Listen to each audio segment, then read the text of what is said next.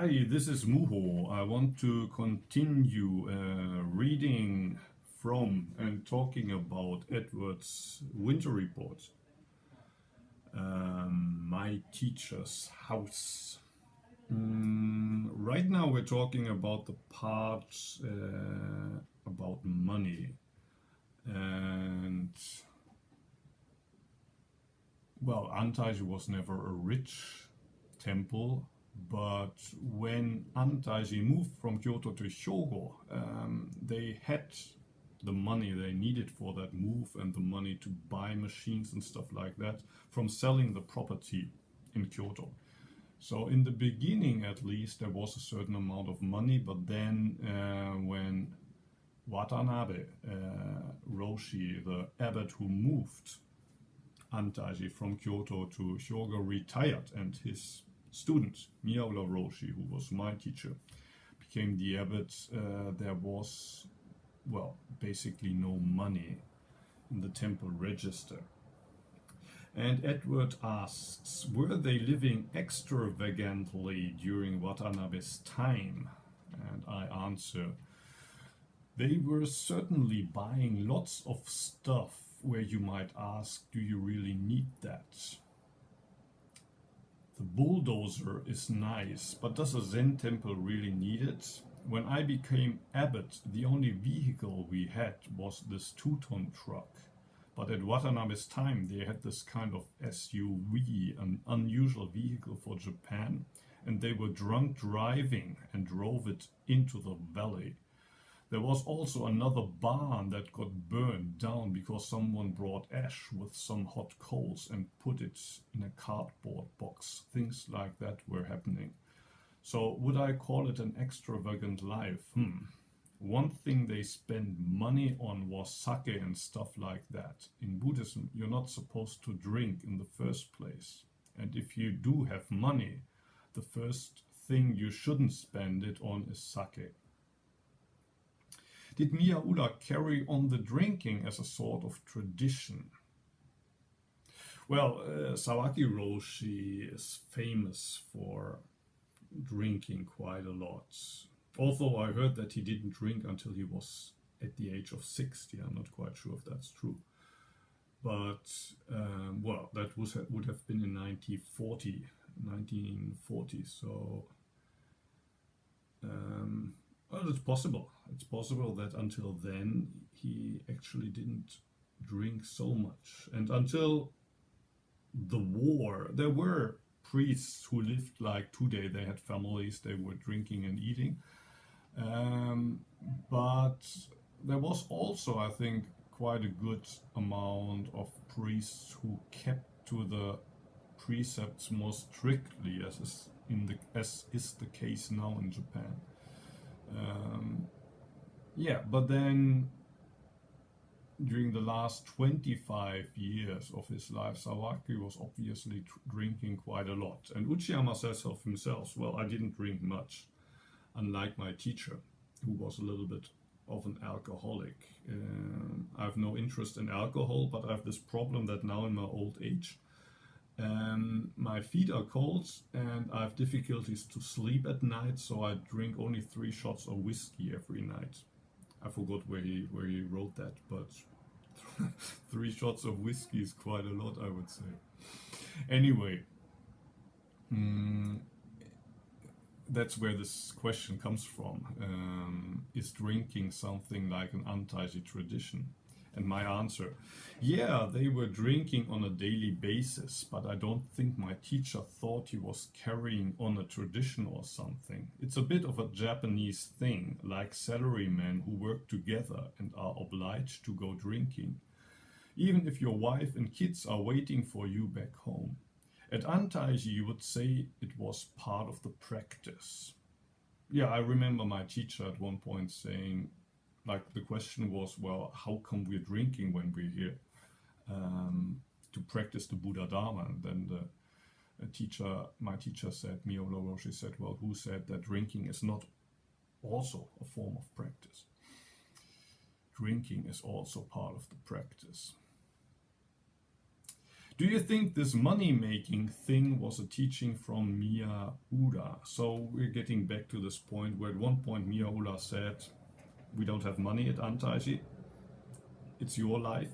So each of us can come forward with ideas how we can be really self-sufficient and pay our own bills without begging. So anything is fine, but I want you to not go begging anymore. So that's what's meant when Edward asks about the money-making thing. Was it a teaching from Miyaura? My answer.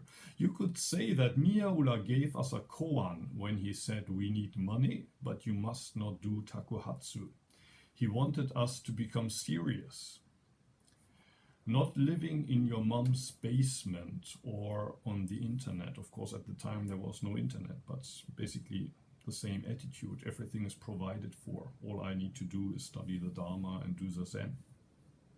It's a little bit like living in your mom's basement. Who is paying the rent at Antaiji? Just reading Zen books and sitting under the tree is not enough.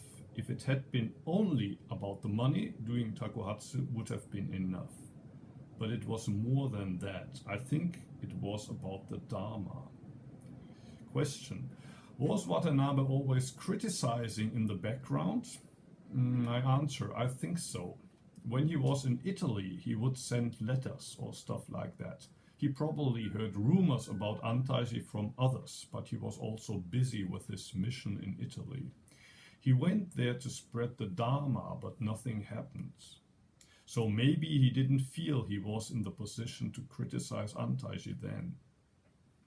When he got back to Japan, he was told he had cancer and would die soon, but he didn't die. So he went to a temple in Wakayama. One thing that happened that could have had a major impact was that Uchiyama died in 1998. Until then, even though Watanabe was the former abbot and moved Antaiji here, there was still Uchiyama, and he was an even bigger figure than Watanabe. If Watanabe had told Miyaura to get out of Antaiji while Uchiyama was still alive, he would have intervened. He wouldn't have liked it at all. When Uchiyama died, I think certain things changed with the way Watanabe related to my teacher. The funeral for Uchiyama wasn't done here, but after 1 and 2 years there were ceremonies held at Antaiji. In preparation for these, Watanabe visited here, and I don't know what it was, but he seemed to be very dissatisfied with the attitude of my teacher and the way Antaiji was. Question. This was during the money-making period. Answer. Yes. Question. What could he have been picking out? My answer. There weren't many people. There was a short period when there were 12, but mostly it was 5 or 6. But these 5 or 6 mostly were people who had no place to go and couldn't succeed in society. This still happens and probably existed from the time of Shakyamuni. Well, there's this famous story of a guy called, in Japanese, the name is pronounced Shuri Handoku. I guess in Sanskrit it's different. Basically, he couldn't remember one word from the teachings of Shakyamuni. They say he couldn't even remember his own name. But he wanted to practice with the Buddha. So the Buddha gave him a broom and said, well, you don't have to meditate with us, you don't have to study the Dharma, just keep the temple property clean with this broom. They say that by just focusing on his practice of sweeping with the broom, he got enlightened. And I think that story, well, it has two sides. For one, never give up. Even if you think you're not a vessel for the Dharma, there's no reason to give up. There's always a chance. If this Shuri Handoku guy made it, you can make it.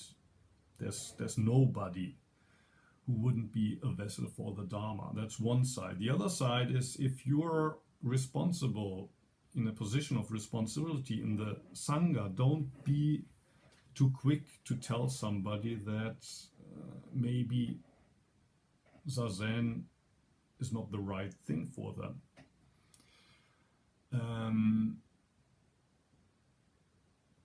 If you're in a position of responsibility in the Sangha, you're always confronted with people who have mental problems, who have problems in their family, at work, and usually, even though they might not realize it, the main reason for these problems is themselves. They have big issues when they come to the practice. And most of the time it's not easy to deal with these people. But I think one, how do you say, lesson we get from the story of Shuli Handoku is that if you're responsible for Sangha, don't be too quick to drive people out. So even at the time of Shakyamuni, there were people who probably couldn't have made it in society. And my teacher, Miyaura, didn't kick these people out. The way I understand it, he didn't judge too much when people wanted to practice at Antaiji. And well, I think that's basically the way it should be. Although sometimes you also realize it's too much. So if you're in the responsibility of having, in the situation where you have responsibility for the Sangha, sometimes I realized that after a couple of years, I just cannot take everybody, and I cannot live with a situation where people just come and stay as long as they like it and then they leave, say thank you, bye. Sometimes even taking stuff with them from temple property with them and leaving nothing. All of that happens, and you have to deal with that situation. But for me it got much easier, as I also said in past videos, when after a couple of years I said, well, you need to help me as well. I can't do it alone. You need to be young and healthy. You should stay for 3 years or more, and you need to be able to communicate. That made it much easier for me and for the rest of the Sangha. Although the ideal would be, of course, anybody can come, and you can be 80 years of age, and you can come for 3 days or for 3 weeks or for 3 months as you like. You don't have to speak any Japanese. If you need any Japanese, we're gonna be translating for you, and we're gonna cook for you and arrange the bath, and we're gonna make the feels. And if you wanna help, please help. If you can't do that, you don't have to do that. That would be the ideal situation, but that's not the way it works. At least I had a very hard time with that approach, but I tried it. I tried it for a decade, and it wasn't easy. Anyway, my teacher didn't judge too much when people wanted to practice at Antaiji, and there were people with really serious health issues, both physically but also mentally. Watanabe had the idea that during his time it was much better, but that Miyaura was the reason it was out of shape. I mean, now Antaiji is not so impressive either. But at the time, you wouldn't think, wow, these are super monks. Basically, we were a bunch of social failures. That probably was the case at Watanabe's time as well. And then again, what came out of his mission in Italy? Nothing. He was always a big talker, but what was the result of the work that he did? Not so much. He moved the place from here to Kyoto, respect for that. But one reason why that was possible was because they had money. But he never explained how it could be maintained without the money. One thing he told me was, I made sure there would be no money left over when I retire, because money obstructs the Buddha way. In the Shobogenzo Zuimonki, Dogen speaks about the rich Chinese guy who throws his money into the river instead of giving it to the poor, because they would become decadent too. So the best thing you can do with money is throw it away. That's easy to do if you have the money. At the end of the day, Dogen still had a patron that built Eheji for him. With Antaiji, the question of what's going to happen after 50 years, when these buildings are all rotten and need to be replaced, was never posed. At the time of the Buddha, the rule was to do takuhatsu before noon, and you should not live further from the village from where the last cow tracks stop. Which means you need to be in reach of society so that people can support you. Antaiji is quite far away. It's not possible for people with a lay life to come and join the practice. Farming is not enough. You need to pay the bills, and selling vegetables just didn't work. Question. So until the end of his time, Watanabe had money? Yes. In the beginning, Watanabe had married, but he didn't bring his wife. After 3 years, he called his wife and built the complex where I'm living now. They say he built it with his own money, but he was a simple monk without income. So where did this money come from? There's this kind of not so transparent thing. When I became abbot, I went to the town office in Hamasaka to see which land we actually owned. According to their records, I surprisingly found lots of land that was registered as Watanabe's private property. He owns parts of the forest where the old rice field was. All of that was kind of strange. In Kyushu, we visit this temple each year in Obon in August, and at one point I heard Watanabe sold calligraphies that were collected by Kodo to them. So that's Kodo Sawaki. We still have some of these here, as well as some old kesas, the Buddhist ropes, that Kodo owned. Uchiyama made a catalog of these kesas, but none of the other Kodo stuff. From the stuff in the catalog, there's one kesa that is not here anymore. With the calligraphies, they are numbered. There are about 100, but half of them are not here anymore. I heard from this one temple that they bought one of these very precious calligraphies from Watanabe for around $60,000. I could imagine that because there's no record of that sale, Watanabe kept the money for himself. Could you speak a bit more about these calligraphies? My answer, the guy who bought them, practiced with Uchiyama for 3 years and had a lot of respect for him and Kodo.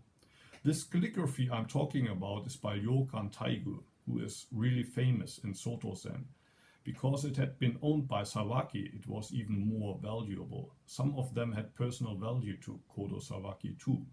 Like from the time when he was living with his foster parents. There was a shop in his rough neighborhood where Sawaki was taught calligraphy from his friend, the son of the shop owner, Morita Chiaki.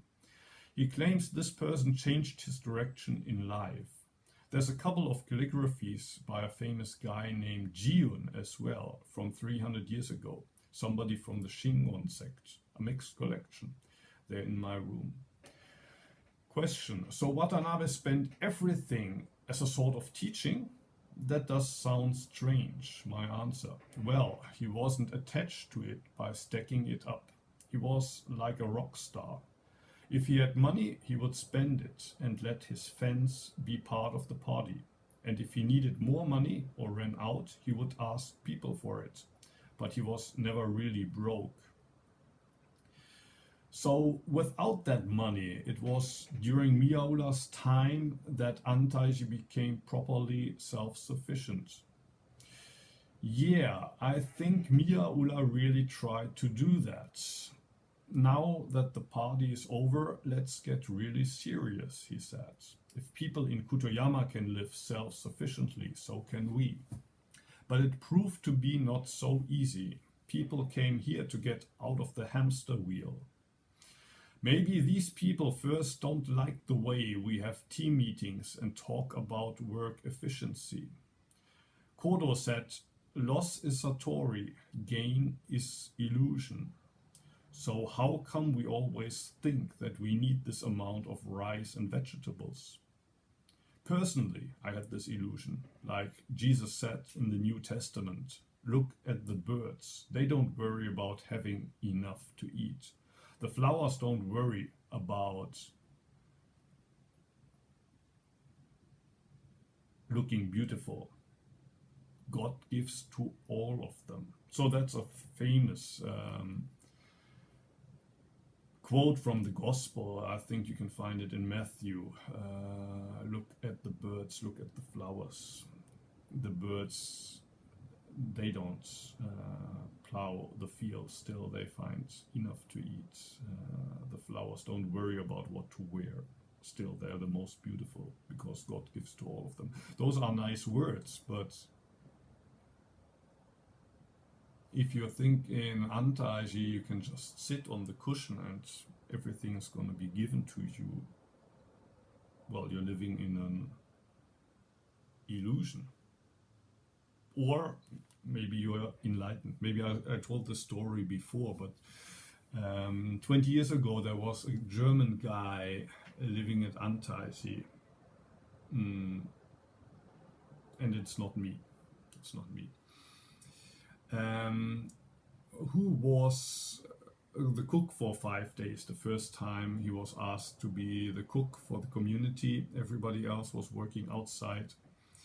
And as we do every day at 10 o'clock, people came back to the kitchen area to take a break.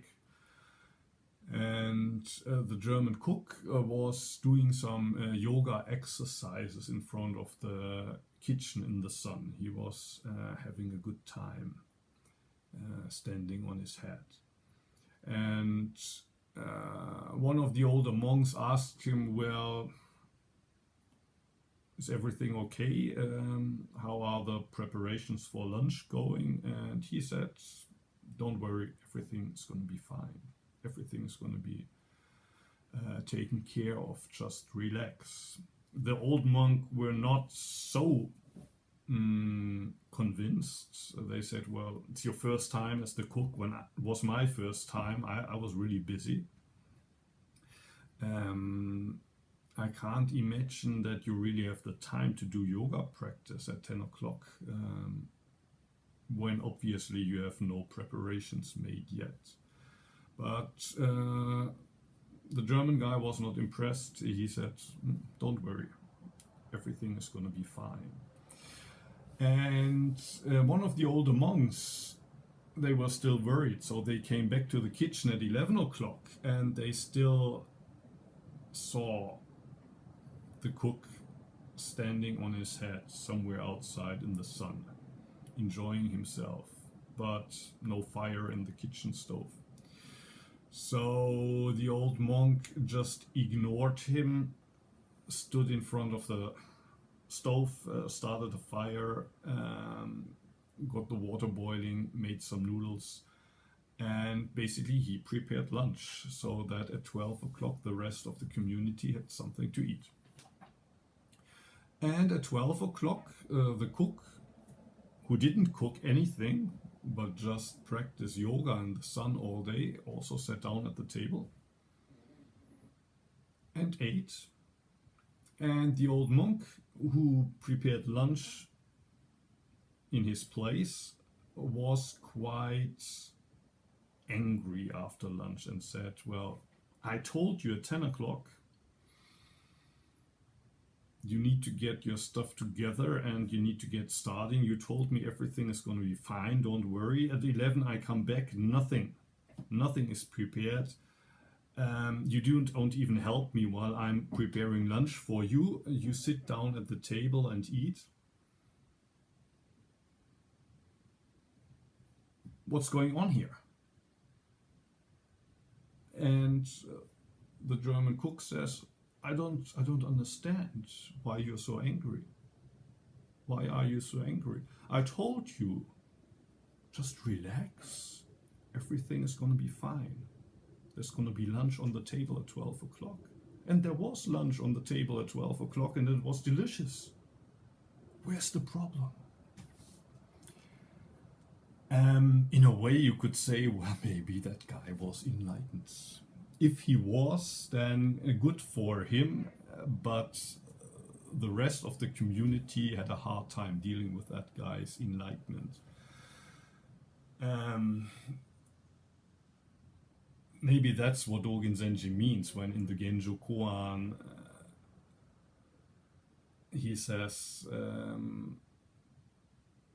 some people are in big illusion about enlightenment. Those are ordinary beings. And then there's some people who are very clearly aware of their illusions.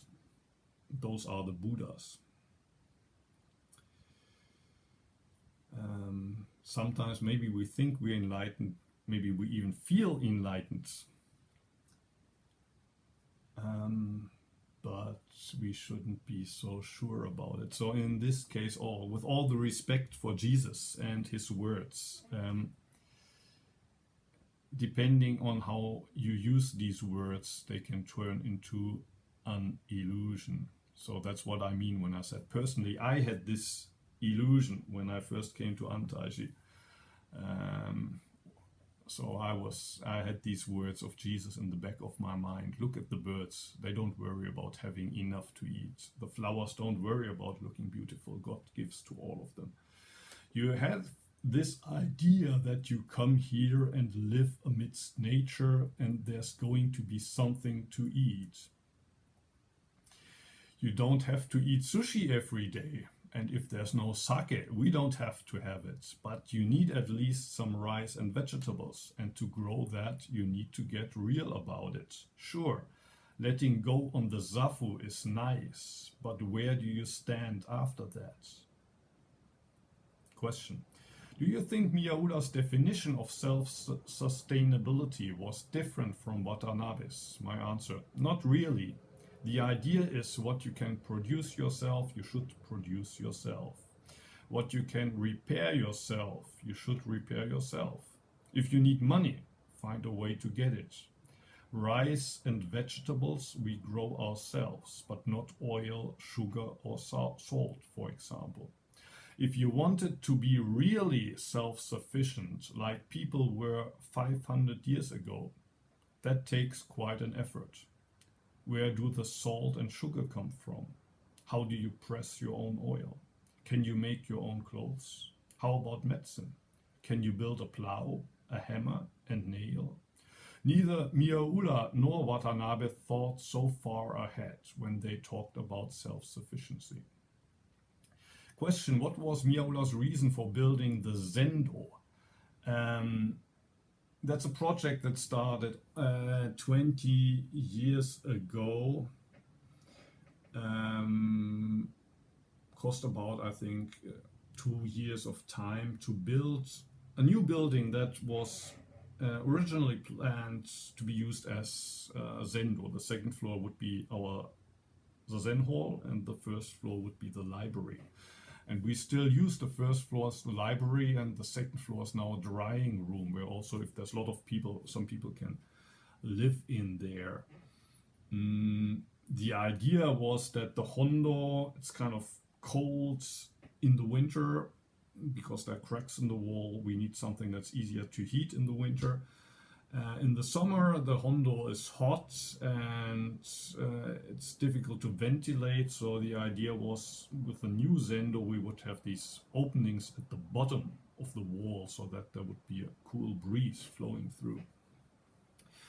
But actually it turned out that the new Zendo was even colder in the winter because the second floor was exposed to the wind, and in the summer it had direct sun, so it was too bright and also too hot, and without the wind even these extra openings at the bottom of the wall didn't really help anything. I never really liked the fluorescent lights that for some reason they installed there. There were sitting under fluorescent lights there. The Japanese monks thought that it would help them to not fall asleep during Zazen if they had fluorescent lights over their heads, but most of them would sleep anyway. So what was Miyaura's reason to build that Zendo, which also cost a lot of money? My answer. Because he thought that the Hondo was not suited for Zazen. In the winter it was too cold, the stove didn't work because the hall was too big, and in the summer it was too hot. So he built the Zendo also as a commemoration to 20 years of Antaiji at this location. It was done in 1996. Antaiji moved in 1976, 1976, 1977. During that year, they skipped all the sessions, which for Miyaura was a revolutionary thing. They just worked from 5 a.m. until night doing construction during these sessions. It was kind of a work session, construction session. 5 days of work from 5 a.m. until night. But then it turned out that in summer it's even hotter in there. Also, I never liked the lights. It felt like a hospital room. It was never the ideal environment for Zazen. It's a great library and good for drying. We used that for another 4 years for all our Zazen. So the Zendo was actually used as a Zendo only for about 4 or 5 years, until I became the abbot, basically. Then we moved back into the Zendo. Okay, and this is where the second part, the money problem, ends. Yeah. Have fun with it. Maybe there's something to take from the texts. If you're watching this on YouTube, as always, if you want to read the actual text, there's a link below here to the Antaiji homepage that takes you to the text. And if you go to the homepage also, somewhere up there in the right top corner, there's a button, support us. So I usually don't say that, but Antaiji is, yeah, quite away from society, as I say here.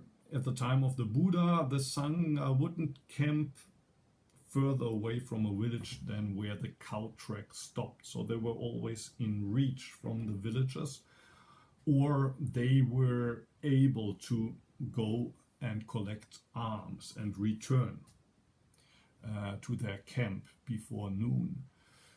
And in Antaiji it's kind of difficult, but now thanks to the internet, if somebody wants to support Antaiji, that's possible by going to the Support Us page of the Antaiji homepage. If you want to support my life here in Osaka, so if you want to support me personally, that's also possible by clicking on the Muho button and going down on the menu. There's also a button, support for Muho. That money